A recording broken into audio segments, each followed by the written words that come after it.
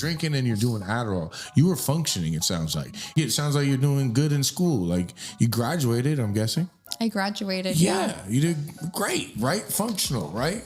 My story is I was always very functional on paper, like right up until the very end where it was like cliff fell off of it. I'm always someone who tries to do everything, you know, and so I just have always really overworked myself, and I got it in my head that I needed Adderall in order to keep up all the things that I had going. But basically, yeah, it was starting to get very bad because I was blacked out every night, and everyone in my life was like, this is scary. Yeah, concerned.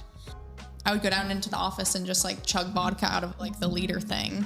And I would like go into the closet and like throw up. It's like I had been trying for like 2 years where I was like all the stupid things in the book where I was like only going to drink on the weekends. I was only going to drink after 6. I was only going to drink wine. I was only going to drink. None of them worked.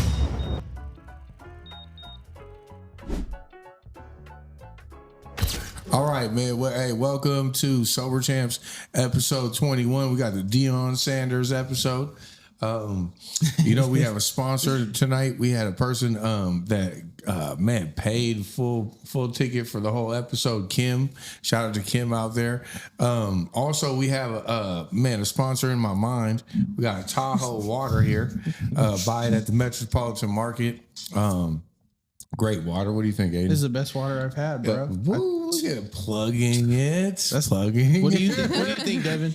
It's really good water. Oh, all right, cool. It's like medium bubbles, like versus like really spicy water. Right, I agree. And then the taste of it to me is like it's just like there's nothing going on. There's no chlorine. It's just water from Lake Tahoe or something. I don't know, but well that leads us to our guest, Devon. Welcome to Sober Champs episode 21. We are here in Pioneer Square, and we are so grateful that you're here this evening. Thank you for having me. Yeah, you know, welcome. As you can see, there's lights, camera, there's action. We were talking earlier, getting to know you a little bit, and we really appreciate you coming down here and spending your time here. Fredo, shout out to you in the back over there. Aiden, how you doing? I'm great. Great. Good day. Great. Good day. That's all. We'll get to that. Good. Yeah. Get to that. All right, Devon. So usually how we start this episode or Sober Champs in general is we give a sober date. So do you have a sober date? Do you have one of those? I do. All right. March 12th of this year. So of this year? Okay. Yeah, that gives you 2025. 7 months, right? Almost 6 months. Oh, okay. Almost 6 months. All right. Yeah. Yeah. All right. Okay. Cool. Hey, so that you know, that this is very unique for us on this podcast, Right? To have someone with almost 6 months, because usually we have people that like have a year or 2 or 20 or something like that. And what's exciting for us, at least for me, I know Aiden chimed in throughout the week when we asked you to come on, was how, you know, what the lens looks like from this perspective, you know, like from an earlier perspective of sobriety and recovery, and like what goes on with you in this time period, and what, you know, where you at with it in a 6 month period in sobriety. All right, so we usually go back a little bit, like where are you from? Okay. So I'm from, I was born in like Green Lake area. Okay.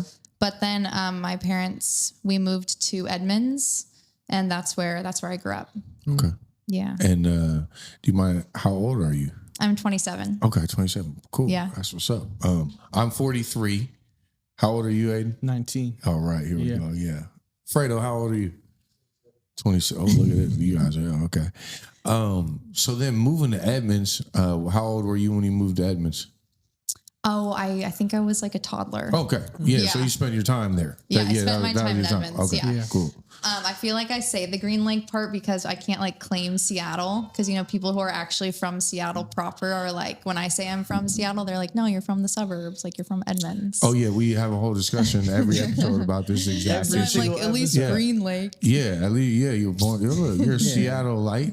Yeah. You're Seattle. You're born. But yeah. And then I went to UW and graduated in 2020. So into COVID. Okay. Yeah. And then, with being in Edmonds, did you go into were you dabbling in alcohol and drugs at that time? Or I think so. I guess I feel like it's important for my story. Like, I'm from my family. I grew up very Christian. And then so I went to the same school from kindergarten to senior year, and it was a Christian school, and it was very, it was non-denominational, but it definitely leaned pretty like fundamentalist, I think. Yeah. And alcohol and drugs felt very foreign to me. Mm-hmm. But my parents drank at home all the time. Like, we had a big entertainment household. Okay. Like, my mom loves having people over, loves hosting, and so there was always cups overflowing kind of thing. Yeah. So I was around it, but I didn't know what drinking felt like, or I had never. It felt, and I played sports, and I was like on student council and things like that, so you couldn't be caught doing that. What kind of sports did you play? I played soccer. Oh, okay. Yeah, me too. Yeah. Great sport. Yeah. I just joined a rec league. Oh, welcome. Yeah. Well, trying to do sober activities. Oh, look at that. I'm jealous. But it's been really fun. Well, you can join, Oh, no, I'm my hamstring and quad a little over the hill. So then you weren't experiencing that type of stuff. No, I was like, not public, that was like a public school situation. I think people, you heard about kids drinking at my high school, but it wasn't that much of a thing. But I think maybe when I was a senior is when I started drinking for sure. All right, here you go. Do you remember your first drink? I do remember my first drink. It was like that summer, probably before senior year. I might have had a sip of something before, but looking back on it now, I can tell what was happening. But at the time, I was just like, I think I always felt different from people around me, not in like I'm like, nobody understands me kind of way. But I felt like I had a hard time relating to people. And then when I was like drinking, I could feel like I was like having fun, or people like thought I was funny, or we could like laugh together, or things that I usually felt like were really hard to do. Were you a person that like spoke, like, were you quieter without alcohol?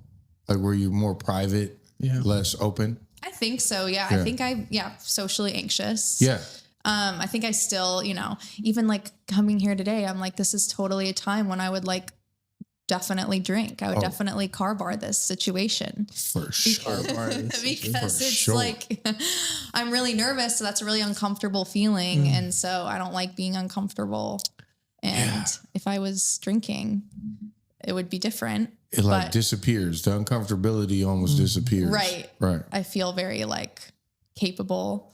But anyways, my first drink, I don't know if there was like, stereotypical like taste, like the first drink, like, oh my gosh, this is like, my life is different forever. But I was like blackout from the beginning, like on the front lawn of the party, like, oh, I can't invite Devon again, because I remember I was like playing beer pong, but I was like using Fireball and as the cup. Yeah. And someone had to take me home because I was like snuck out or something. But yeah, I don't know. I've been talking about blackouts. A lot of people talk to me about blackouts, and how when they drink, they black out. And it's like this thing of like, not very many good things have happened in blackouts.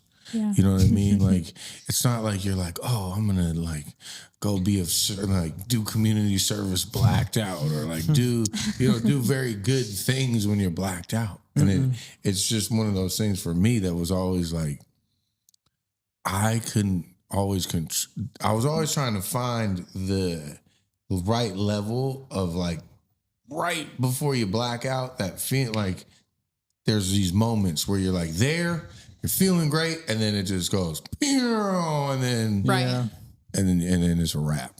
Right. And that period of feeling great is like actually pretty short. It's fleeting. Yeah, fleeting. Yeah. I think like, yeah, if I were to be drinking for this, we wouldn't get to like we wouldn't have the conversations we want to have. Right. But I was always amazed about how I also kind of would go into this like autopilot robotic mode when I was in blackouts that, you know, I would still get my shit done. And it like gave me this false sense of confidence where I would like wake up. For instance, I was like, say I was in charge of closing the restaurant down and, you know, wake up being like, I have no idea how I got home. Like, I hope everything at the restaurant is okay. And I like go back and it's done better than when I'm like sober. You know, everything, like all the candles are out, they're all in a line, you know, all the gates are down, everything's pristine. And I like run back over there and check. And, you know, that cycle repeats. So I don't know how our bodies do that. That's not like being pro blackout, but I was just always amazed that you could still do those things. And it like it kept me going longer than it should have. Yeah. Man, that's deep right there though. That part of like, you do get things done. You do things that like you wake up not knowing if you did them, and then you can sometimes just go back in your steps, especially that like scared feeling of like what happened. Yeah. And then you sucks. go to go check on what happened. Sucks. And it's like, it's the most fearful moment I've had in my, because there's people in prison. We talk about this, like there are people in prison because of those behaviors. Yeah. Right. They go back or they're in jail and they wake up and they're like, holy shit. Like, well, why am I here? Oh, you like killed people drunk driving. Right. Yeah. And so we've been blessed to not have those consequences. Absolutely. Absolutely. You know, one of the things that, so anyway, so we'll keep you on track. So what ended up happening was you go, you drink, and you're a blackout drinker from the gate. You said you went to UW. Mm-hmm. All right. So let's get to that, because I have a lot of UW stories, even though I never went there. Yeah. I mean, were you a sorority person? I was in a sorority. Yeah. I get it. All right. I was. And there was a lot of drinking. Yeah. And I loved it. A lot of the drinking behaviors that I enjoyed engaging in were super normal. You know, the thing was like everybody's doing it, you mean? Oh yeah. Yeah. Right. And of course I like took it farther than a lot of people, but it was more like, I thought I was like connecting with everyone around me because we're all like drinking together. But then, you know, those weren't, I didn't have connections with those people, but I thought I was socializing, and that's how I was spending so much time. I think that's what gets me when I look back on my drinking career, is like all of the time that I spent doing this. Like, what if I was like learning how to play the guitar or something?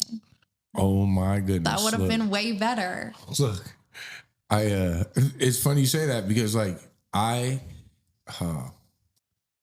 went to this golf tournament and I am not very good at golf. Golf is hard. It's hard, right? And so if you haven't played it I'm telling it, I don't care. If you haven't played it and practiced it and like participated in it, it's hard to just kind of like pick up, and swing at it, right? And so I'm at this. It's event. not very inclusive in that way.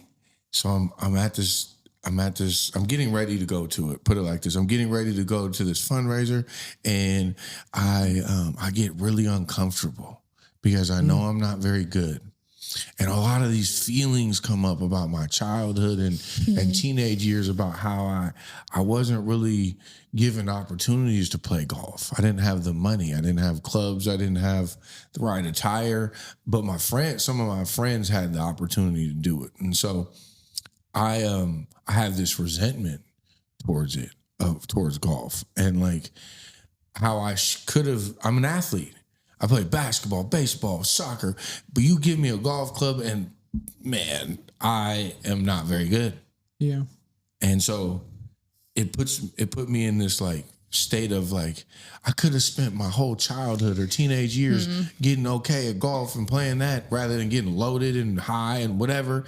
And so then I'm feeling all these feelings. I play terrible in golf. I'm all down on myself. And, after the golf, I play terrible in the golf. I'm not even having fun because like I'm a competitive person. Right. And so it's these moments where I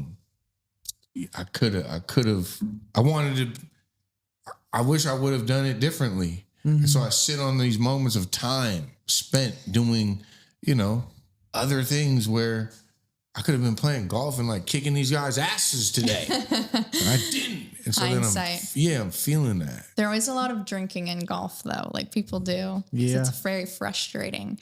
Yeah. I went golfing with my brother the other day, had a similar experience. And I was like, this is, I don't know if I ever need to golf again. Yeah. But anyways. Yeah. So yeah, you said, you were looking back on your time and just saying like, you spent a lot of time drinking with people and then spending that time drinking with people and how you could have done other things with your time. And Definitely. So you've thought about that. I think, that's definitely, I think that's when I developed like a dependency on alcohol. And there's like a certain number of funny stories that you have where you're like, oh, I was so drunk and stupid in college. Like we broke into this person's house and stole this or yada, yada. And then there's like where you have so many that it's like, it's not really funny anymore, or it's not like cute anymore. And I just did, some funny things and a lot of things that I like wish that I would have never done, whether that be, just things I would have never done. Yeah, you got that right.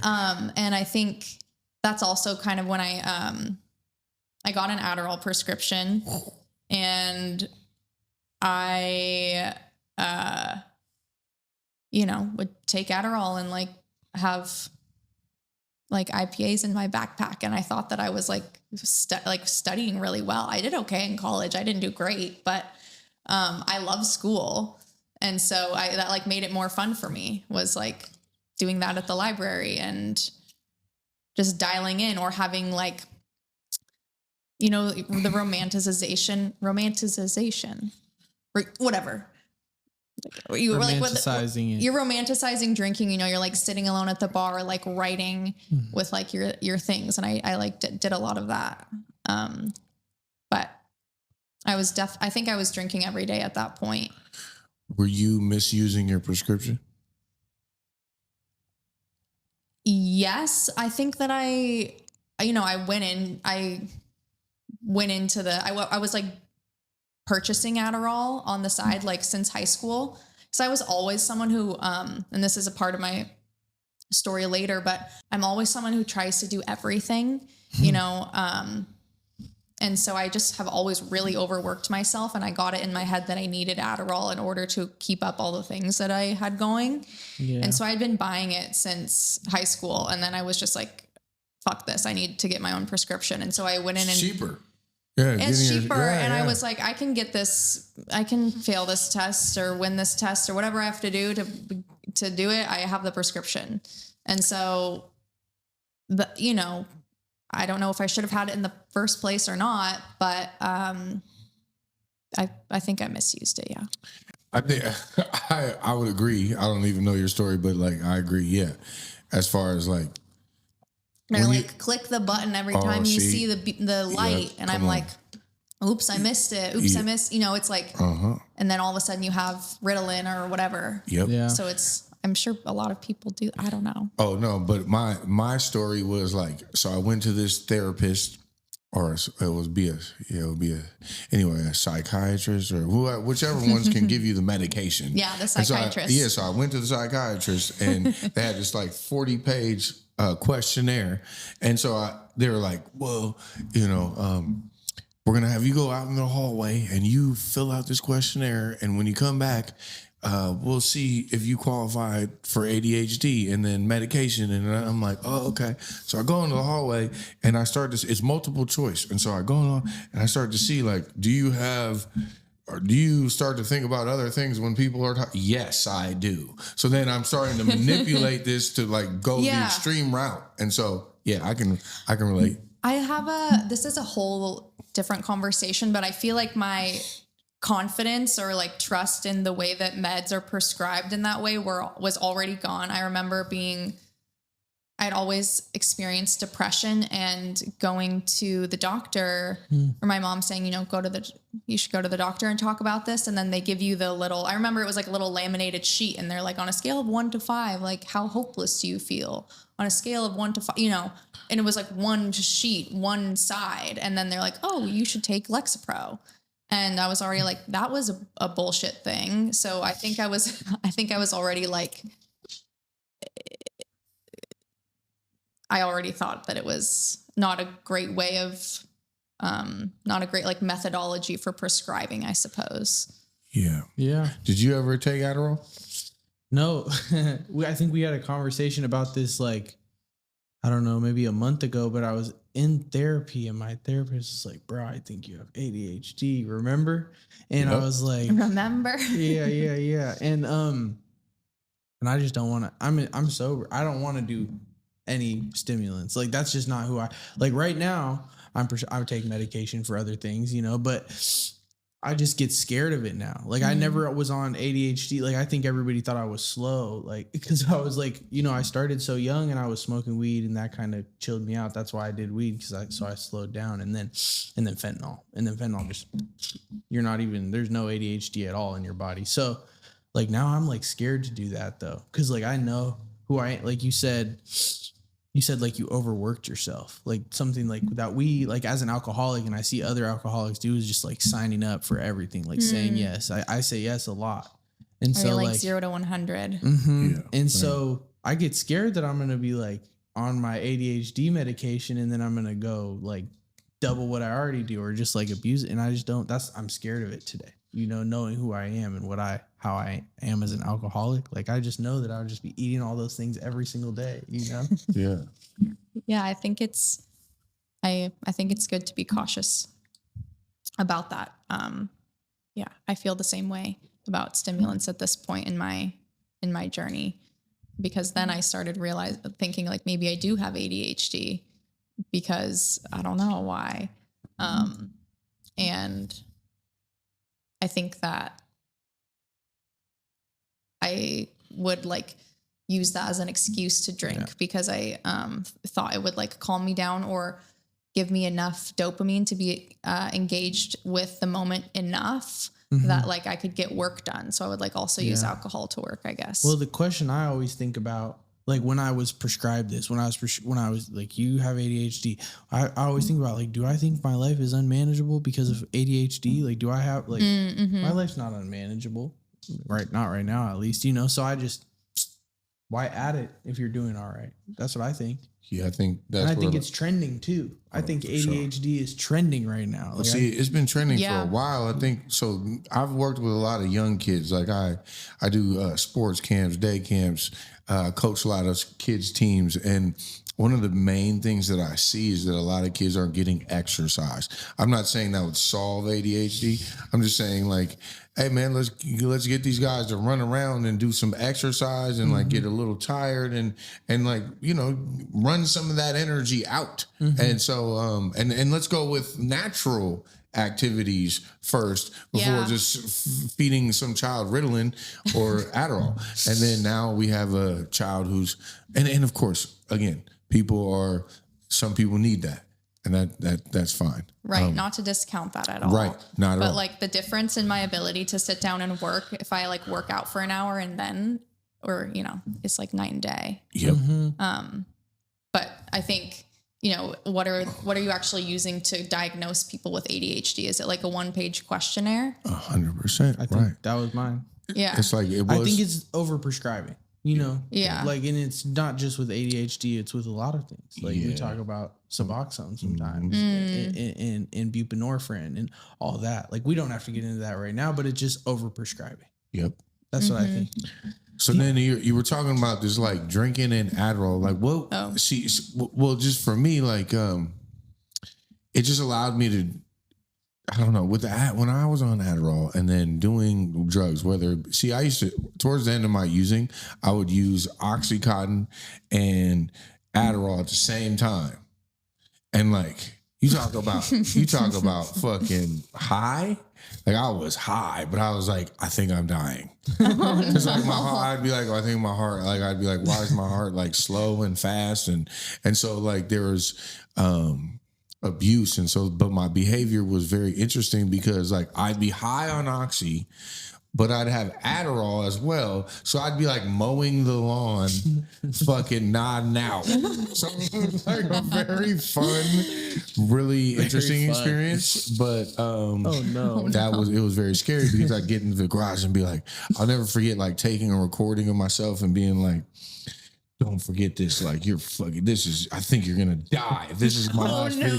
This is my this is my last video. Like, come on, man. Like, what are you doing out here? And like, I'll never forget. Like, I had this sunscreen on, and I didn't work it in, so it looked like Uncle Fester. So I looked like Uncle Fester in like this video of me being like, "Hey, get it together." And I just remember these moments of like, I think I'm gonna die, and so. When I would mix stuff. So then when you're drinking and you're doing Adderall, you were functioning, it sounds like. You're functioning. You're able to do your stuff. You're able to operate. Sounds like you're doing good in school. Like you graduated, I'm guessing. I graduated. Yeah. You did great, right? Functional, right? Yes. Yeah, I think my story is I was always very functional on paper, like right up until the very end where it was like cliff fell off of it. Because I love working. I've always loved to work. I've always had like many interests, and I've always wanted, I think something that goes along with alcoholism is maybe like perfectionism, which people, if you like looked at my room and things, you'd be like, yeah, I don't think you're a perfectionist. But it's like, when I do something, I want to do it to 100%. And so I graduated, and that was right during COVID. During college, I was working at a law firm, and because I always thought that I was going to become a lawyer. But when I graduated, I started working for a consulting firm, and that was all remote, which, I ended up drinking during the day. That was kind of the start of my like drinking during the day, I think, where it was like I could have it in my cup and like be in meetings, and it made me really confident, and I liked that because like I said, I think I tend to be a little bit more insecure or unsure of myself, especially when speaking. And so, yeah, that's kind of what I did for a while through COVID. And you were doing that in Seattle. You were in the area, and right around that time is when I ended up moving to New York, and I was still working. I was still working remotely in New York. Yeah. Okay. Yeah. When I first got to New York, there was still like no one on the subways, like nothing was open. It was definitely a funny time to move there. But I was just so ready to get out of Seattle at that point. I think I had always wanted to get out of Seattle. Even when I was applying to colleges and stuff, but it just wasn't the right time. So then I went to New York around then. And it doesn't sound like you had many like run-ins with the law. No, I haven't had any run-ins with the law. I've definitely talked my way out of a couple getting pulled overs. Yeah. But I always was never had any run-ins with the law. You were able to wiggle out of those moments. Yeah, I was able to. I can be very convincing. Yeah. When I'm under the influence, I guess. And so yeah. So you're out in New York. You're consulting. Yeah. You there's nobody out on the stuff. You're in COVID, so you're operating in your room or your house. We're looking for an apartment. Okay. I'm like still working remotely. I started studying for the LSAT. Okay. And I, drinking was just my main hobby, I suppose. And I guess I can say, and I've never really shared this, but I took I really like got so drunk the night before the LSAT, and which was like, I'm not going to drink today of all days. I'm not going to drink, but I would just like start drinking while I was studying, and then I would just drink into studying. So do you think I retained any of that? No. So I kind of just like self-sabotage. It's all rooted in that. Right. And so, I self-sabotaged my LSAT. But I guess switching gears a little bit, I had always wanted to, my dream has always been to open a restaurant. And so I knew that I needed, experience in that. So I just started working in restaurants. I would work like my day job and then I would work in the restaurant in the evening. Wow. So you do 2 jobs. Yeah. All right. And that worked well for me. Yeah. While drinking. Yeah. And so I would like this. And Adderall. Yeah. And Adderall. Yeah. Look, now it makes sense. Look, do you think that Adderall lets you drink more? Yeah. Easy, bro. Well, I'm just that's sure. Hell yeah. You're functioning. I remember I used to do coke to drink more, never Adderall. Adderall's meth. Sorry. I know it is. I thought I was so functional. And so it gave me this like God complex where I was like, I can do a better job drunk than like these people can do sober, which is not true. Right. At all. Yes. But I was delusional. Yes. But I would like work my remote job, go to work at like 4. And then there was some things that I hadn't finished for like my laptop job yet. So I would be like, manager, I have to run to the bathroom downstairs. I would like go downstairs, open my laptop, like send some emails, close the laptop, run back upstairs, like just doing for why, I don't know. But I was also drinking through that time. And then I switched over to working in restaurants, completely. And I knew that I wanted to be like an integral part of the restaurant and I was never going to be a chef. To open a restaurant, you need a lot of money. So I decided I was going to, be someone who did the beverage side of things. And so that's when I started to go, like I went to wine school, the International Wine Center. Yeah. Like I went to, Wine Spirit Education Trust. And where's that? It's in New York. Yeah. And so I was like, I'm going to become a sommelier so that I can like work in these restaurants and get this experience. Cause that's what and I was it's not like I loved my remote job. It was just enabling me to have benefits and, sustain myself really. Yeah. Would you shifting to like, what do you call it? Sommelier? How, like, can you take us through like what that is? Like a lot of people I don't even know. I mean, I heard about it. But like, take us through what that exactly is. So you can get this you can become certified in wine essentially, and there's lots of things you can do with that certification. You might be someone who's like a buyer at a restaurant, so you're in charge of creating all of the wine that's available in the restaurant or in a shop. Yeah. Or you can be if it's like really fine dining, you can just be someone who works on the floor and recommends wine to go with match with the meal, right? Or do like pairings. Like that was really fun for me doing like tasting menus. So then you can pair with each course. You guys are holding back your laughs. No, I'm sitting here like, what the fuck? I think if I wasn't an alcoholic, that's like cool. Like, you get paid to test wine, brother. It was so much fun. For an alcoholic, it sounds terrible. Yeah, for an alcoholic, but you're testing wine and getting paid, brother. I never got to myself or anyone that I was an alcoholic. Of course not. Not yet. No, but it's kind of like your cologne thing. You're like, there's different notes to, it's all about like, the things that you can pick up. Go ahead. No, go ahead. You don't get paid to do fentanyl or Oxycontin, brother. I know. Words to the wise. No, just kidding. Let me tell you. There might be some people out there that think differently than that. I'd like to meet him, brother. So I like found myself in this like perfect conglomeration where it's like I get to do this thing that I love. I love working in a restaurant because it like I love being on my feet. I love the environment when the lights are low and there's candles. So people are laughing. There's the perfect music on. And like I get to do that every night and it's like a performance. And I get to like be a part of it and I also happen to love wine. And this like studying it, it's like the intersection of like history and culture and geography.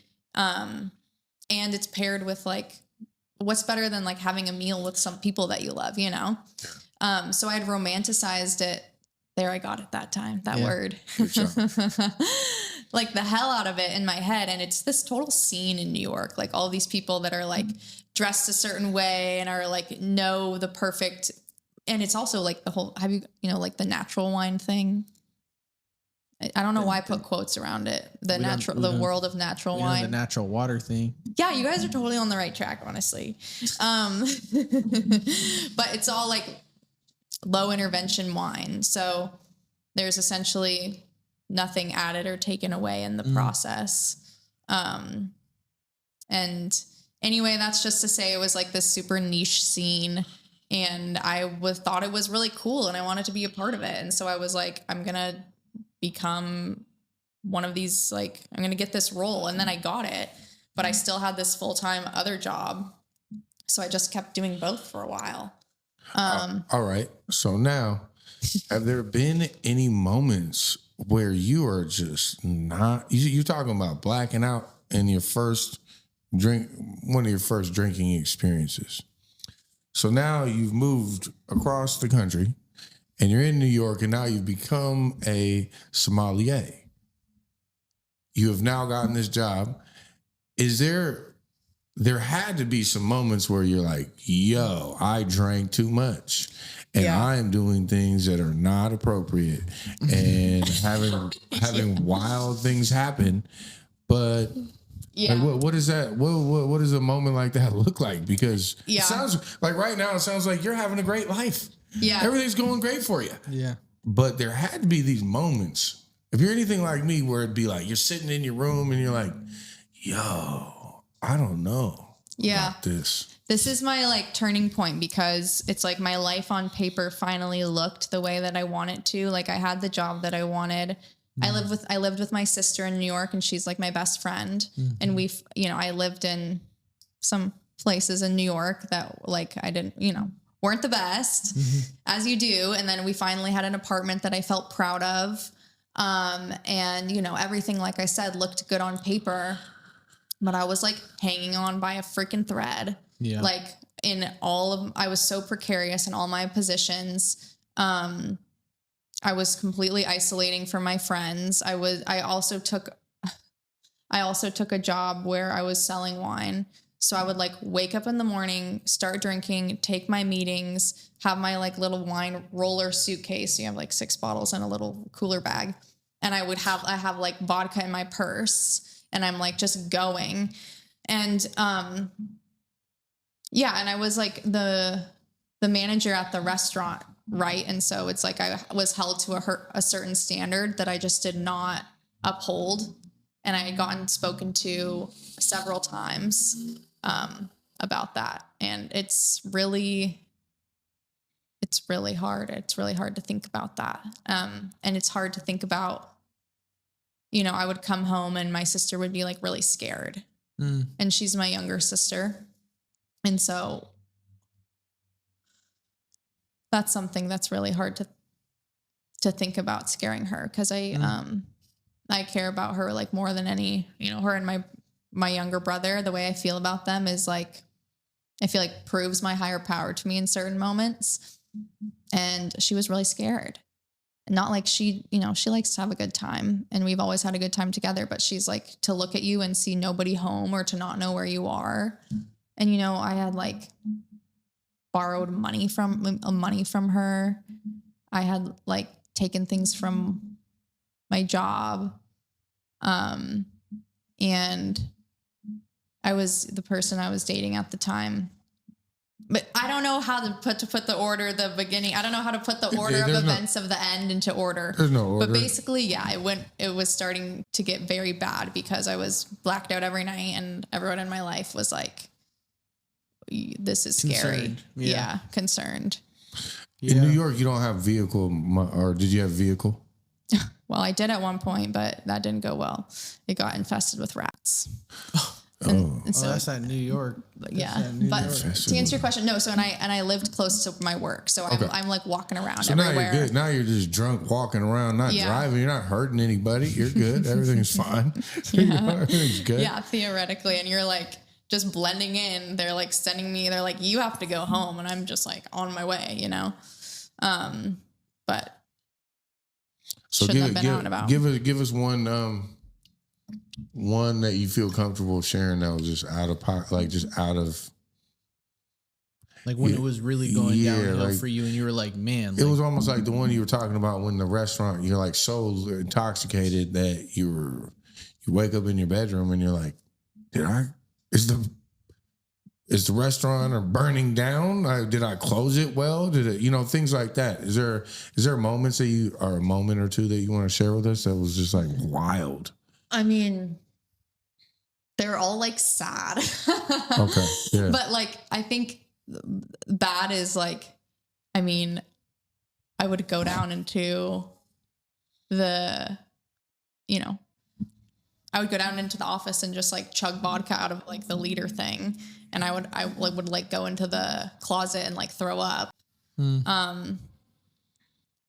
I had gotten sent home from work twice. And then the third time I left for treatment the next day. The third time they sent you home, you were like, I need to go.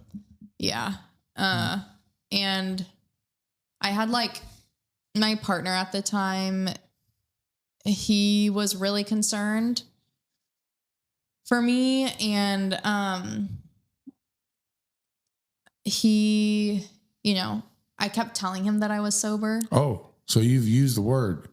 You've tried before. Yeah. It's like, I had been trying for like 2 years where I was like, all the stupid things in the book where I was like only going to drink on the weekends. I was only going to drink after 6. I was only going to drink wine. I was only going to drink. None of them worked, but I told him I was going to I told him I was going to get sober on January 1st. Oh yeah. Great day. Yeah. A lot of people do it. Right. Yeah. And, a lot of people do it. but I had told him that even before. The timeline. Like, I remember we went home to see we went home to see his parents, and he was like, Devon has trouble with alcohol, so we're not no, we don't. What? So like, they're not drinking and like in solidarity with me. And I'm like running down to their basement and like chugging the stuff from their basement because I like can't cope. Yes, you are. I'll be right back. Yeah, I have to go to the bathroom downstairs. That's always... or we had in my apartment, we had our laundry in the basement, and like they got to the point where, I'm like, I'm going to go switch over the laundry, but You're I'm doing like, a lot of laundry. I'm doing so much laundry because I'm like going to Horseshoe and getting like double gin and tonics really quick, or like the sake bar next door. And then they're like not letting me do the laundry by myself. And I'm like, you guys, I was so gaslighty. I know that word is overused, but the amount of times I was like staring him in the face, being like, how hard I'm trying to be sober. And you're not even giving me the courtesy of like appreciating what I'm doing. Meanwhile, I'm like super drunk while I'm saying this. I have to say, like, just looking into your eyeballs right now, you're kind of scary when you're like, as far as like, you can be kind of convincing, I would say. And if you were intoxicated, you might be a problem. Like just being like, I'm like, officer. Yeah, like, look at me. I'm telling you right now, I'm going to go down and do the laundry. So move. And the guy's like, okay, sounds good. Oh my God. I was terrible. Meanwhile, I'm thinking that I'm not I'm like, the word alcoholic is not even in my head. You guys are crazy. I'm just like, everyone needs to calm the fuck down because like, I'm working a lot and I'm really stressed and you guys are adding to my stress. They're like, why don't you quit one of your jobs? Have you ever heard an episode of Sober Champs yet? Have you ever any episodes? I listened to an episode. Yeah. Okay. So now what I'm hearing you say though is so incredible, which is like, leave me alone. You're taking it out of context. I'm fine over here. But what's crazy is like when time is going to pass here and I think in my mind that no one knows that I'm intoxicated. No, I am, dude, I'm good. I'm good. Like I'm the best. Like I think right now I'm still the best. I don't care who's in the room. I remember there were moments where like, I needed an Emmy. An Emmy. I needed an acting award for the acting I did. And so my wife used to look at me and I'd be at this table and I work. I work. I'm a longshoreman, so I work on the waterfront, and I would work these nights and days. Kinda, maybe I might. I'm trying to find drugs, so then maybe I'm working that night. But I'm saying I am. I'm doing days, nights, and I'm taking pills, and here I am at breakfast at a cafe with her, and I'm doing. You're talking to me. My wife's talking to me, and I'm sitting here doing one of these. Oh my God, I remember that moment. And she would say, "Hey, like, what's going on? You look like a drug addict." And I'm like, "Oh, You're like, I'm just tired. I'm exhausted, man. You know, I worked last night, and I just have these stories that would keep the story going." Yeah. Keep the train moving. Anything that was going to get in the way of me and what I needed to go get high with or loaded, drunk, whatever it needed to be, you get out of my way. Yeah. Move. I got things to do. And it hurt so many people. You know, I hurt so many people by just being like, move. Like, But I remember not even thinking twice about exactly. it. You know what I mean? That's what I'm saying. That's But I can so relate true. to that. Yeah. Like there would be times when I'd be in the kitchen, like falling asleep. They'd be like, "Bro, what is wrong with you?" I'd be like, "What are you guys talking about?" Like, I'm just fine. Yeah. But I just remember like they would leave me alone after, you know, like you get them to leave you. And I'd be like, "Bro, I'm so slick. Like nobody knows. Nobody knows. I'm just asleep standing, but nobody knows." You know what I mean? So it's like I Yeah. can relate to that. You know? Yeah. So you tried to get sober a few times, or like, did you ever give it a good old like, I'm gonna go do a meeting, or I'm gonna go? Well, let's see. I think I told him I was getting sober to keep him at bay. And you know, he was not like controlling, just to throw that out there. Like, I feel if anything in this process, he was like an angel to me, but he was just like concerned for me. And he was the first person who I think was close enough to me, he and my sister, to see what was going on. And so, I told him I was, trying to get sober. I can think of this one time, and he would always like smell it on me, but I'm like, I've been tasting wine all day. Like, of course it's on my breath. But like, when you're tasting wine, by the way, you're supposed to taste and spit. I don't know if you knew that. Yeah, but like, come on, man. But Like, people genuinely do it. I get it. I'm just saying, like, for a I was person not that's very good at that part. There You you were go. just There you go. Yeah, because How could you spit it out? yeah. It's a waste. Yeah, I mean, but it's like the more you drink, the more your ability to taste goes down, right? So I'm like, everything starts to taste good after you drink a little bit. But Very true. he was actually, of course, he was is a chef, and he had this event where he puts on, you know, different events where you buy tickets to come and try the menu. And he's very good at it. He had been preparing for this for a long time. He had like sold all these tickets, and I was supposed to go to the event, and we agreed that I was not going to drink there because for obvious reasons, because he didn't, you know, It's his event. Like, can you just like And so I was like, I remember I was leaving my apartment and it was pouring down rain, and I had an umbrella, and I was like, well, I'm going to have to go wait for the Uber in Horseshoe Bar. So I like walk into the bar. It's just like the freaking delusion where you like walk out of, it's like a matter of steps where I like leave the apartment. Yeah, I'm not going to drink. 2 steps later, I'm like, oh yeah, I'm going to go drink. And it's like the insanity. And I go into the bar and I have, you know, whatever, double gin and tonics.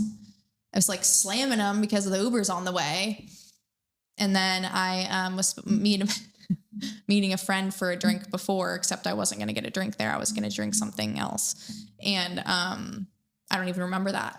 And like next thing I know, I like wake up on her couch and I completely missed the entire thing. And, you know, Yo, That what you were like? Oh that my is. God, dude. I was like, and I never been to her apartment. I was like, where the fuck am I? And, you know, he was like, you know, I was waiting. Every person that came through the door, I was like waiting for it to be you. And you just never walked through the door. That's brutal And Heartbreaking. yeah. And Yeah. first, like, because I wanted to drink gin and tonics, like, what is the, and I feel like that's how I was like showing up for everyone in my life. I was just, no integrity, no integrity. And so when the new year came and I was going to actually get sober this time. You slammed your fist on the ground like, I'm going to, yeah. And to answer your question, I had gone to 2 AA meetings. Okay. I drank so many martinis before them. Yep. I don't even really remember what happened in the meeting, but I remember sobbing during one of them. Yep. Happens a lot. Yeah. And it's so crazy because I'll like look back in my old journals and I'll be talking about this journal from like 4 years ago where it's like, I gotta stop drinking. Yeah. And in my mind, this only got bad like 7 months ago. Yep. And I'm like, this has been ruling my life for a really long time when you're drunk every single day. Yep.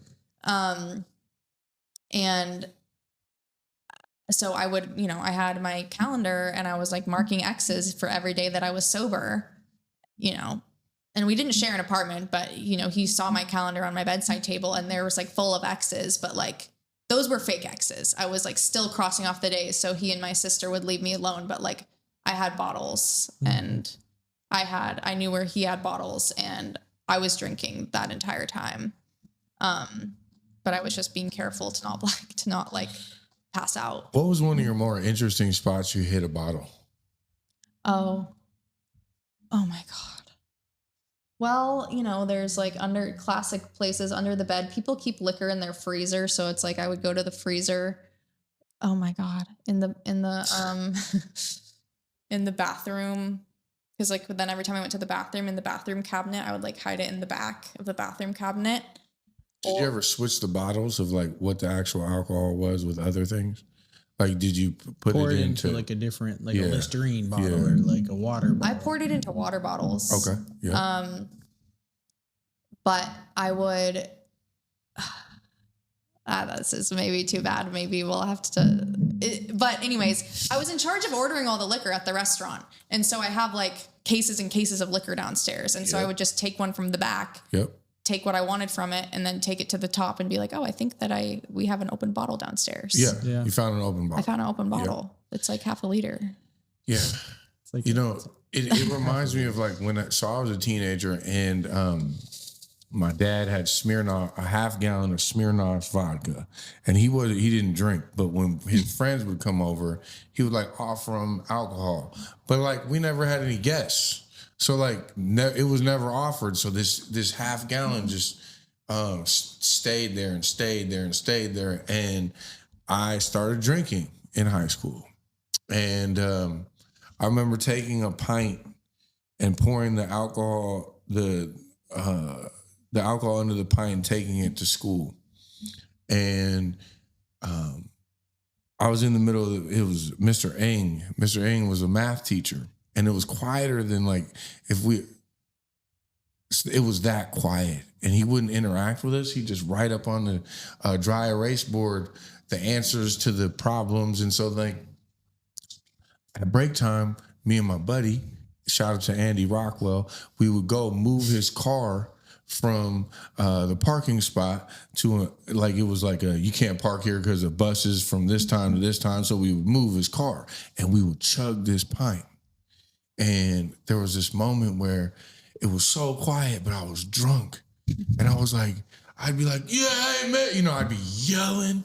And people would be like, dude, like, what's going on? Why are you so loud?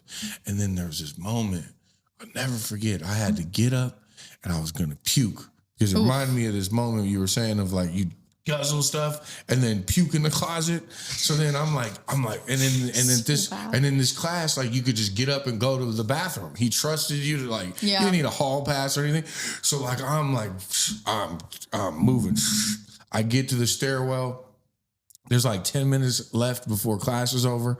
And I puked all over the stairs, just blah, blah. Smelled like vodka because there was no, it was like third period. I was drinking early. And I literally just did one of these. I did one of these, go back into this class, sit down. I felt great too, by the way. Like I felt a lot better. I bet. And then the bell rings and then everybody gets up and then we're going down by the stairs.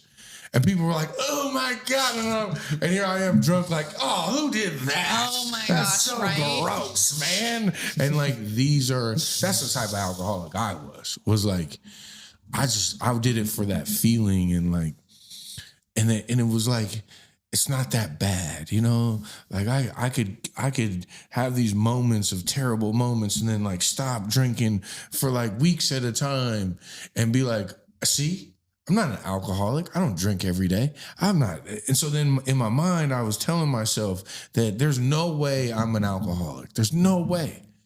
But come to find out, when I entered the rooms and like tried to get sober and got into a treatment center, and then they sat me down and they were like, you alluded to a part in the book that was just like, hey, have you ever drank while at work or didn't? And it's this list of things that like my I'm like, doesn't everyone do that? I was qualified for all of those things. I've done them all. And I was like, wait a second. So does this mean like I'm an alcoholic? Like, if my story says that this is true, you know what does that mean about me? And it was very scary. It was very intimidating to have this epiphany of like, maybe I am an alcoholic. You know, like you said, you went to 2 meetings and then you were trying and it was kind of, I don't know, you tried. What was like you kept trying, but then your exes were definitely like, you were drinking. Yeah, it's like, I think that it came down to me just like, I don't want to stop. Like AA was, complete, you have to be sober for all the time. It's like, no shit. But I was like, I always wanted to drink like a lady. And I was like, I'm not going to give up being able to sit on the porch at sunset and drink wine. Like, I'm never going to give that up. It's one of my favorite things ever. I'm never going to give up a beer on the chairlift. I'm never going to give up a martini and French fries. I'm never going to give up, all these things. But like, that's not actually what I was doing. I was like drunk before I was getting on the chairlift. And I was like, it was all an idea made up in my head, but I was like, these people have chosen they're not going to drink at all, but I just am going to figure out a way to drink to control it. It's like the fancied or real, right? So you're like making this romantic, beautiful scene about how you drink, or when you go here, you're going to drink like this and that. Yeah. And like, it's never like the commercial. The commercials make it so beautiful and so like, and don't get me wrong, some people can drink like that and drink on the chairlift and then not drink in between. And like, they'll just like have a beer on the chairlift. Dude, I've always wanted to be them. Like, I've always wanted to be that way. And I was like, and these people aren't always so as sophisticated or like, where I would like put them up in society. Like, I'd be always comparing myself with them. But it was like these moments where if that person can have a beer on a chairlift, why can't I do it? These guys, like what? And so then I'd keep trying. I'd try it again. And, oh my God. And it just never panned out. Maybe one time it would pan out, right? And then I'd hold on to that one time. Right. That was like, so see, romantic. And it was drinks. just I did it. You see, I had a great time. I didn't hit anybody while I was driving. Things worked out. And that's the type of alcoholic I am. I'll tell myself that I can drink like a gentleman. There's this, I forget what page in the book, but even more than the just describing all of the things that you try to do to control it, the part that hit me the hardest was talking about how, I am anxious and discontent and irritable generally in life, as kind of always as I can remember, unless I'm drinking. And it's something that I'm watching everyone around me do with impunity. So it's like, this can't possibly be the problem. Yeah. But it was. Yeah, I think some of the confusing parts that I find about 12-step programming sometimes is like you have to be abstinent to participate. And like I never knew that you didn't necessarily have to be abstinent. Like that's not it's something that would be wonderful, but if you have a desire to like stay sober and try try to have one less drink, then we're on to something, you know? It's like this desire to, it's sober curious, I call it. It's like you're curious about like, what would it be like if I didn't drink? What would it be like if I had control over it? But in the meantime, what happens for me is like watching these people stay sober another day, and then watching like the lights start to come on. You know, like right now you're on 6 months, right?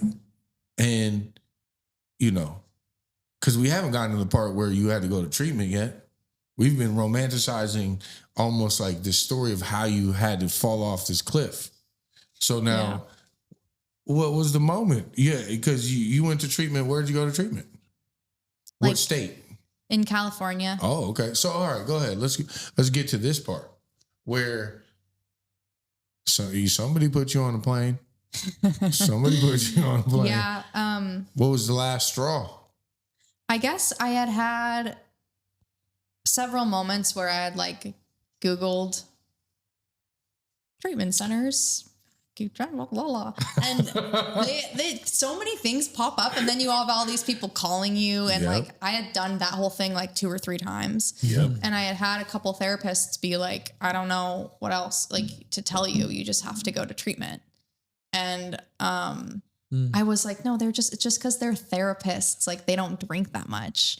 Like this is just how people are. Have you ever got kicked out of therapy, like therapists? Like dropped by a therapist? Yeah. Yeah, me too. Dang. Keep going. Yeah, all right. You guys suck. Yeah, we suck. Hey, look, they were like, yo, you either go to treatment or like bye. She's like, I don't know what else to tell you. Right. All right, so she was a great lady though. Therapist? Huh? I was never honest when I was one day I got so honest and I was like, look, man, I'm on like 30 oxys. And he was like, you need to go to treatment. I would always say how I was feeling or how I was doing, but leave out the drugs and everything. Yeah, I was gaslighting. You're like, I'm feeling amazing. Yeah, throughout no, my whole not therapy. even. I would be like, I feel like shit. Oh. Like, I feel like my life sucks, but also I don't know why. Right. I'm not doing anything I'm wrong. so depressed. I don't know why. Yeah, Isn't that great? I'm doing everything perfectly. Well, I did. But I suck. Yeah, I did say that kind of. Oh, I'm really close. Say that kind of stuff for a while too. And then, you know, because I was like, this can't possibly be the problem because everyone drinks like this. That's just genuinely what I thought. Because alcohol is like It's normal. And so my dad quit drinking about 2 years ago. I won't go really into his story, but you know, that was definitely a part of my story. And I had been telling him, and I would always like text him on those like really bad days being like, I think I need to stop drinking. And he was just always like, okay, you will stop when you're ready. Or like, Dad, I didn't drink today. I think the most days I got by myself with trying was like 4 days. Go, girl. That's good. Yeah. And then I would. That's better. It's hard though. That's good. Right? That's how hard it can be. Yeah. Yeah. 4 days, that's like really good.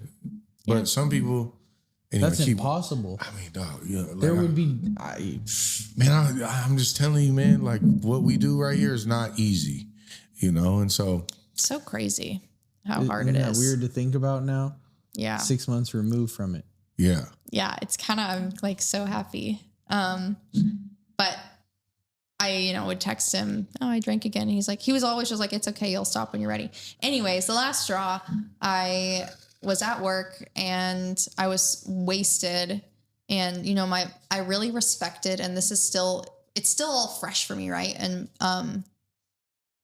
my bosses just like looked at me and they're like, just go, you just need to go home. And, I just left. Basically ran out. I remember them saying that, but I don't really remember anything after. And then I got home and I woke up the next morning and I didn't have my phone or anything. And I asked my sister if I could borrow her phone to let my boyfriend know that I was okay, because he was, you know, always worried when I was not replying for days or whatever. And I opened my sister's phone because we know each other's passcodes. And I saw that she had texted her best friend, like, I think I need to get Devon into rehab. So then I was like, I just kind of like lost it. I was like, I'm going today, because if I don't go right now, like I'm never going to go. Like I have to seize this. It's like the seeds had been planting, but like, yeah. dude, moment of like laser. And I don't even know why it was that specific time, but I was like, I have to go today. And I remember my poor sister, like, I remember just like screaming on the bed, like, I have to go now. And I booked myself treatment and was set up to go to somewhere in New Jersey. I don't know. And then she had me like take a second and pause because she's the best. And then we found this place in California. Then I left. And how long did you stay in treatment? I was in inpatient for 30 days and then outpatient for 90 days. Oh, in California? Mm-hmm. Okay. How'd you like it?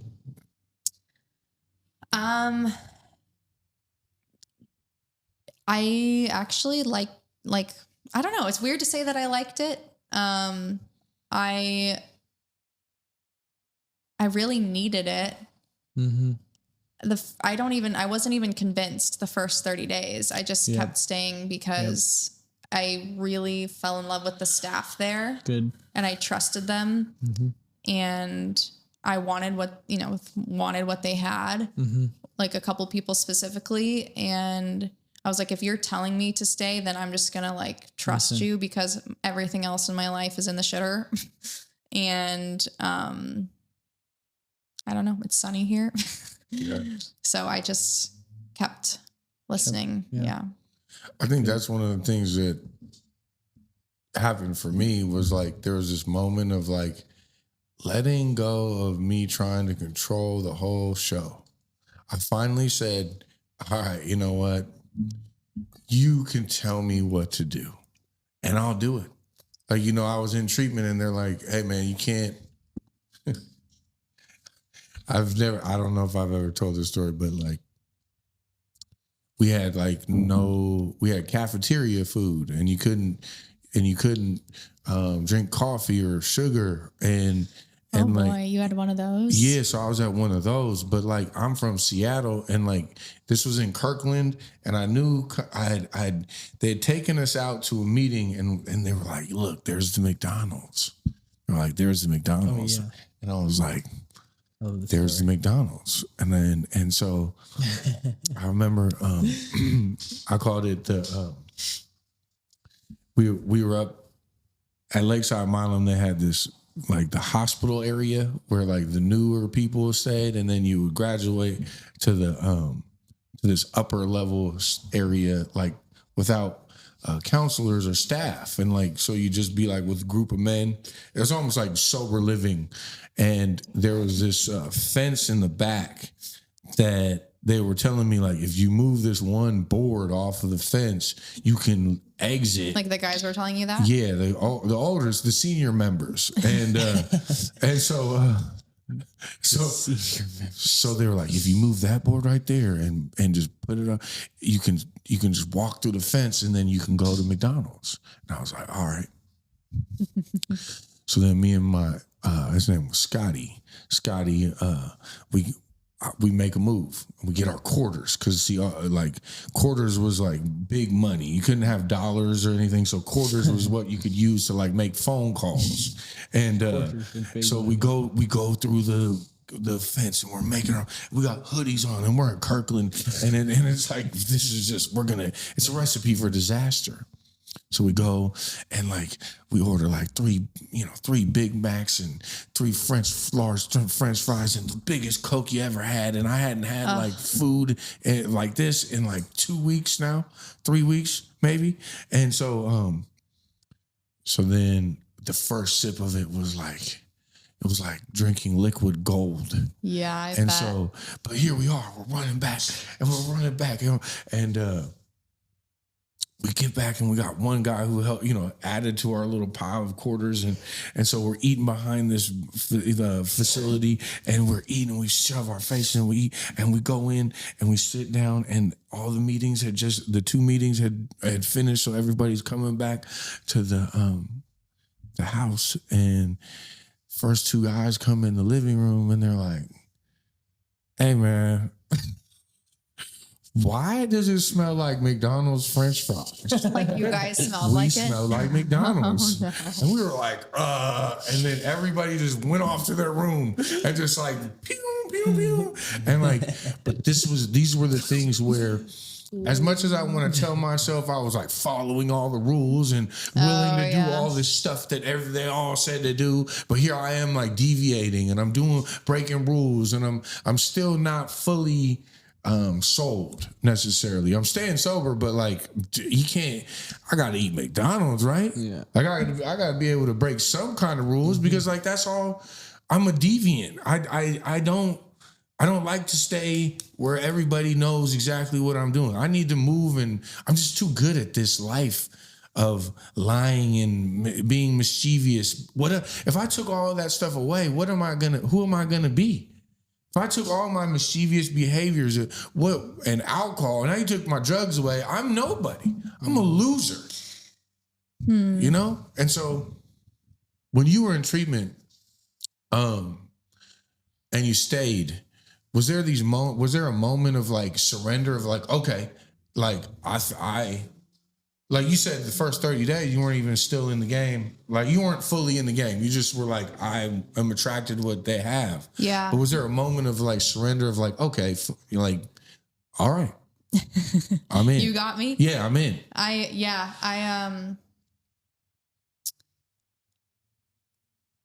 think after the first 30 days, like all I knew is that if I left, I was going to drink. Like, Yeah. And I wasn't ready. And that was me, like, probably for the first time ever being really honest with myself. Mm-hmm. Honesty is something I've always struggled with. I'm like such a little shit. Anyways, the gotcha moment, like to what you said, I'm very much a rule follower. Like or at least will appear like I'm following all of the rules. Yeah. So I obviously was going to do really good in rehab. Like I was going to get an A in rehab. Correct. But it's like, what am I going to be like when you take all of that away and when no one's watching? Yeah. And when I got to the sober living and outpatient, I was like, I can sneak extra pills, like, because I can. And so I did. And I ended up confessing that to my sponsor. And she was like, well, if you ever needed proof that you're an alcoholic, like there it is. Like you have the disease of more. And I was like, yeah, fuck, you right. Like if the recommendation is to take 4 Advil, like I will take 6, like it's just whatever. So that was the moment where I was like, okay, yeah, you got me. I'm an alcoholic.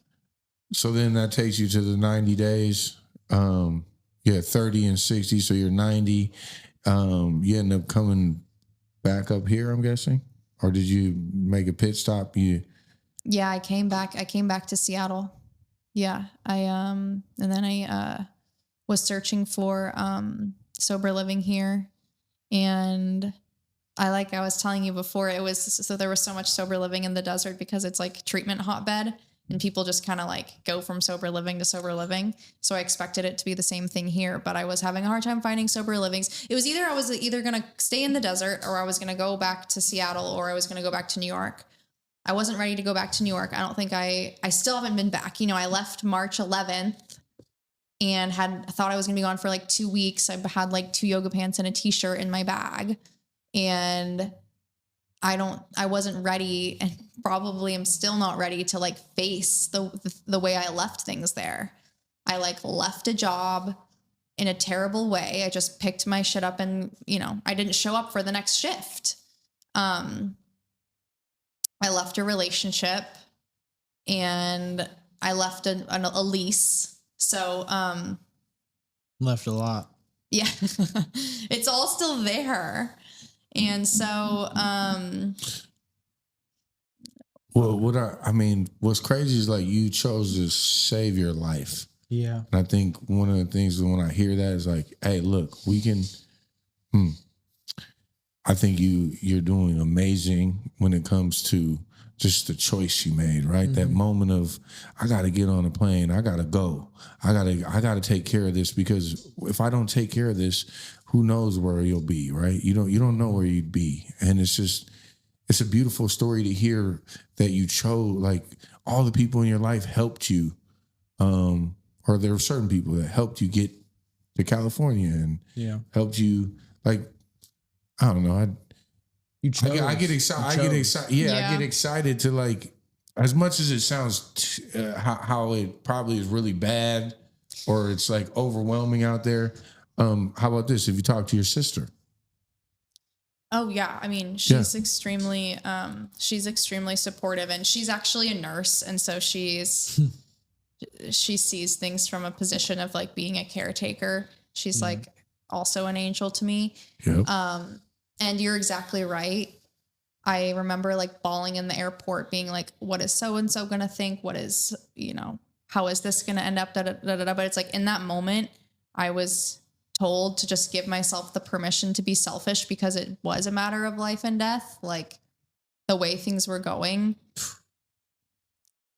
Powerful.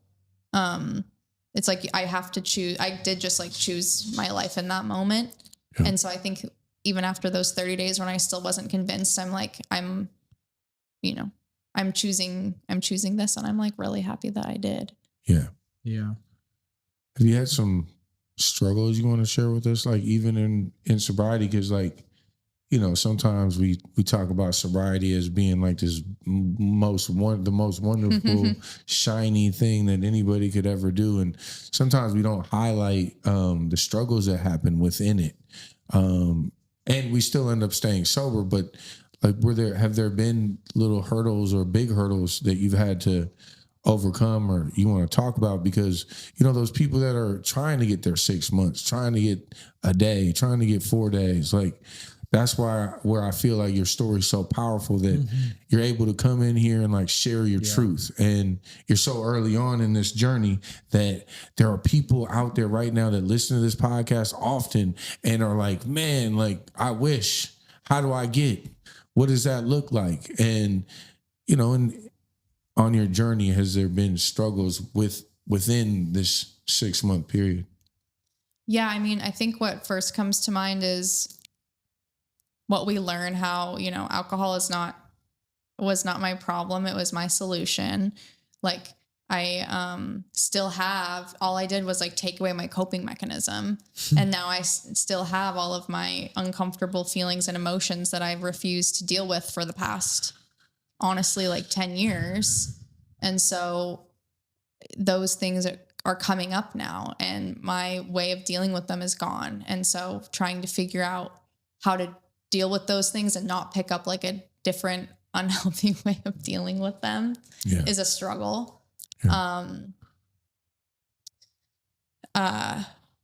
But I will say that it feels like I've wanted my life to just like start making sense for a long time. I know it like looked right on, I thought that it was all good and like looked right on paper for that whole time, but on the inside, like I've just, that same feeling I mentioned earlier, just irritable, discontent, like something is wrong with me. Like can't get rid of that feeling. And the past 5 months, but especially getting out of treatment is like the first time that I feel like things are finally starting to fall into place. Yeah. I feel like my relationship with my family is finally starting to heal. I hope. And I can, my sponsor always says, she's like, she can lay her head down at night knowing that she like lived with integrity. Yeah. And like, that's what I want so bad. And every day I just strive to be that way, where it's like, I say what I mean and mean what I say. And like, I showed up when I said I was going to show up. Which I never used to do. It's like, she's going to be there at 6. No, she's going to be there at like 8:30. But I don't know. I would definitely choose these struggles. I thought that my life was going to be super boring. I thought people who didn't like use were just freaking squares. Yep. It's like 100%. People who like don't finish, I was like serving all the time and people would like leave this much wine in the bottle. I'm like, what the hell? Like those people are so boring. They're going to go home and go to bed. And like, Aren't they going to think about how they left wine in their bottle? I'm like, what are they? It's $100 bottle, $200. Like, just live, just enjoy. But the fact of the matter is that, like, I wasn't living or enjoying. I was just like numbing myself out. And now I feel like I'm actually experiencing the things around me that I want to experience. And like, I'm just excited for the way that things will continue to progress. But sometimes it's scary. Well, go ahead.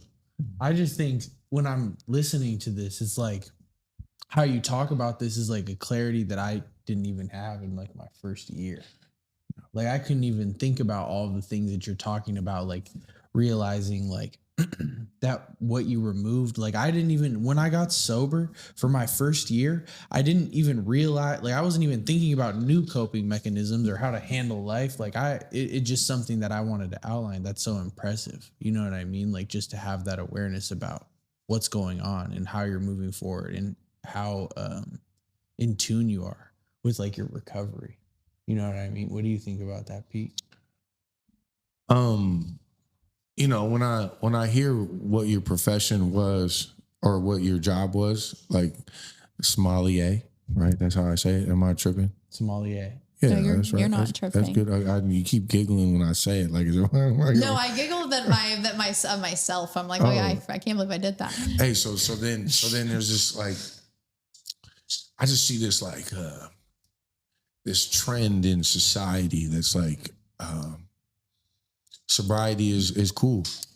You know, people, especially the younger generation, people are figuring out that like maybe it's not okay to put alcohol in their body and they don't want that in them and they don't want to participate. And what came to mind when you said that was what your job was is like, I have a creative, dreamy mind.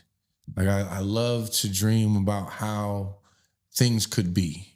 And one of the things that I've always wanted is like, you know, this goes back to like the Tahoe water. Is like this thing looks like champagne or like vodka, but it's water, you know, like it's water. And so then it fits the bill of like upper class, like I wouldn't call it upper class, but like I could carry this into, you know, the Metropolitan Grill and I think I'd be okay. Like it'd be a good drink to have. Like like the NA options aren't just like so hear me things. Hear me out with this. This is what I'm saying is that you have these menu items, but you become a sober beverage matcher. Like I don't want to hear about how do I say this? I don't drink NA beer or wine or anything. And I don't really today I'm not going to match that with my steak. But you know what I want to match with a steak is like I drink Roy Rogers, you know, cherry Coke with the black that's a cherries. good thing with steak. But my point is like you matching these cool, nice drinks that have no alcohol in them with the meals. And so I don't know. I get really excited for a person like yourself that, you know, there's an untapped area. I feel like you're right. And people there's drinks that are starting to kind of be that way. Or I don't know, there's like the Gia is really trending, or there's like de-alkalized wine where it's like when they make wine, but then it goes through a process where they take the alcohol out of it. But then there's also certain types of drinks where they like stop the fermentation before it becomes alcoholic. Yeah. So it's like, and I think those are called like proxies. But there's different people are like starting to kind of do that where it's like, we can still kind of have that like creativity around it, but it doesn't have to be intoxicating. Exactly. And like, that's to me is just an area that like, when I hear where my main goal is to watch people and help people where I can. And when you speak on your sobriety, it's like, if you can keep that like you're keeping it, the excitement that we have, just listening to your story, I couldn't, if I were to guess how much time you had, I'd be off because I would say you might have years. And so with that being said, though, it's this idea that when you come here and tell your story, I get excited. I know Aiden does, but it's this idea that we get to watch people like blossom. And so you're so early on that it's like, wow, this is, I can't, like, we need a part 2, right? Which is going to be like later on down the road. But the point is, like, we can do the pairings. Yes. And, like, we could, you know, and, like Roy Rogers. Yeah, or whatever. And so, whatever, you know, I've just always dreamed of having a sober experience with, you know, in these high level in these beautiful restaurants that, like, sometimes I've been in restaurants where the waiter is like a little judgy because I ordered a cherry Coke with the black cherries, and like they're kind of like, oh man, so like I'm not getting the alcohol to bump up this bill, and so Right, now like, seriously? yeah, like really, you're not gonna buy, you Or know. they'll charge you like $18 for like a lemonade, like a fancy lemonade. Yeah, or they'll figure out how to, like, they won't give me a refill. They'll give me like 3 refill charges of my cherry Coke. But the point is that, man, I'm not broke.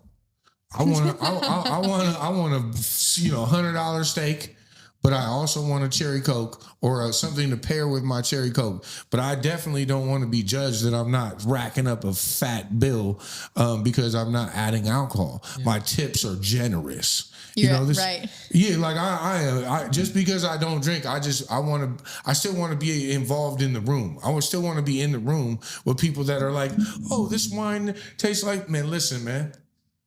I don't want the wine, but I do want the food, and I want something really fresh to come with the food. Totally. And so, I have this whole thing about going into restaurants and, like, you know, being sober, and then people judging that and being, and then they see the tip, and then they're like, oh.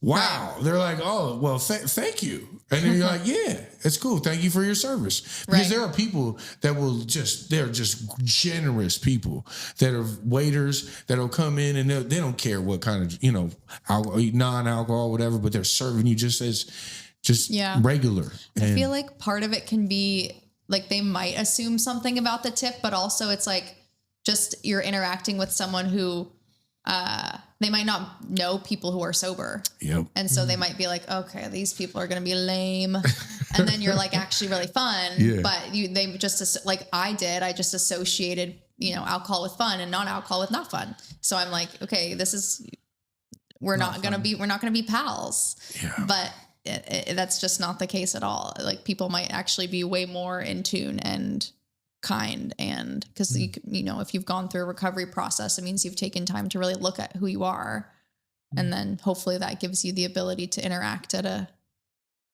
different level with people. But I hope you don't feel judged when you go into restaurants either way, or if there was even like an equal number of options, like NA and alcoholic, because there's usually like all the alcoholic beverages and then there's like 2 or 3 NA things, and they're like probably okay, but some places are getting a lot better. But what if there was like equal options or something? I'm not coming at it from like an equality perspective, but just like I want more options. Yep. Yeah.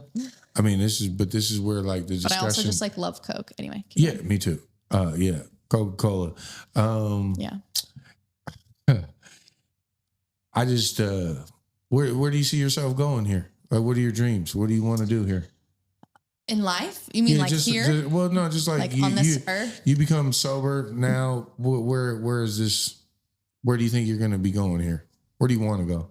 Well, I have a lot of financial damage to work my way out of right now. Mm-hmm. So that's what I would like to do first. Mm-hmm. And I would like to, you know, continue repairing my relationships with my family so that they feel like they can trust me and trust who I am. And same with like friends that I consider family.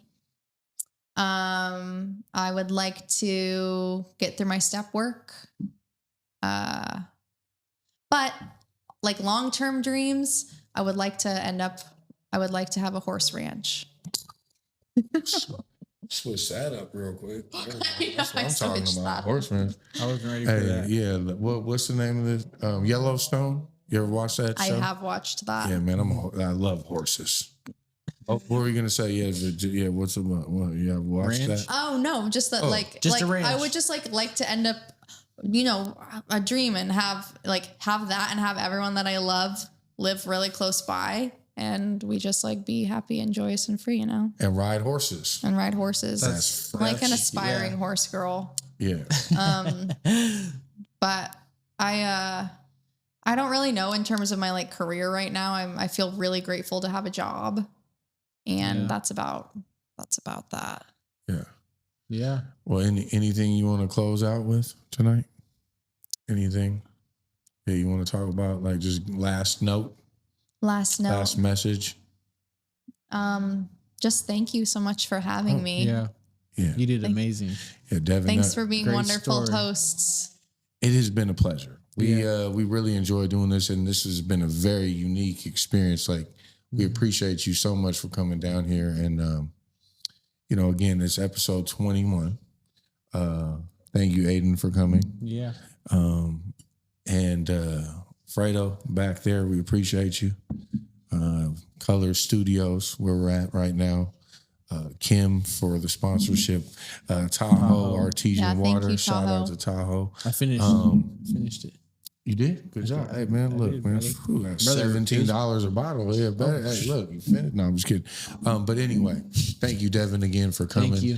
And Thank you. hey, we'll hopefully get a part 2 here one of these days. Yeah, maybe a part few days 2. on. Yeah. Field trip. 4 days.